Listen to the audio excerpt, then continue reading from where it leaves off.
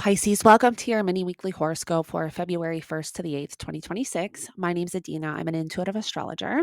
If you want to dive deeper into the energy for February, make sure you check out my YouTube channel. The link is in my bio, or you should be able to click where it says watch now, and that should take you to your horoscope. But just in case, you can click the link in my bio and you can find me on YouTube there. And I post rising sign horoscopes for all of the major transits and events. Now, let's get into the energy for this week ahead. So, there's a lot of focus on your 12th house. You've been doing a lot behind the scenes, for the last few weeks, having a lot of energy in Aquarius.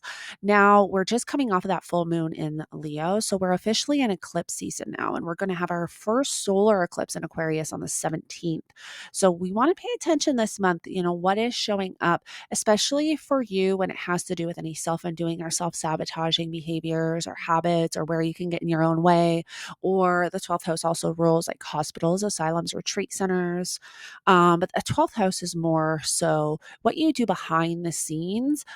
It can also be the house of endings and also the house of, like I said, like self undoing, where you can get in your own way. And it's opposite the sixth house of work, health, and daily routine. So, really, both those areas can be kind of activated with the solar eclipse. So, you want to just pay attention to that and just keep that in mind.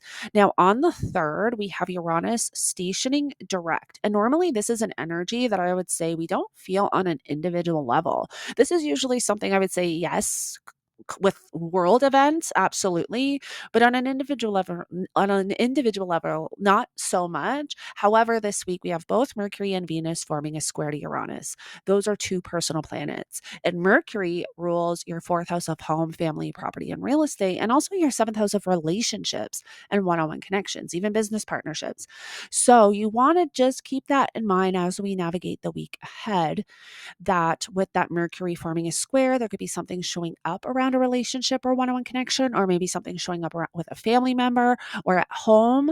And then also when Venus forms a square, Venus rules your third house of vehicles, local travel, also community, neighbors, neighborhood, and self-expression like speaking, reading, writing. But I will say, just make sure like you're watching your surroundings when you're driving, because that third house is activated with this square that's happening on the 8th of February. And then Venus also rules your 8th house of like your partner's finances and money coming in from outside resources like taxes, inheritance, debt, loans. There might be something showing up with like a bill that you forgot to pay, or something along those lines, maybe that you either forgot or just, yeah. Remember, Uranus is that planet of shock and disruption. So just keep that in mind. All right, Pisces. Well, thank you so much for joining me, and I will connect with you in the next one.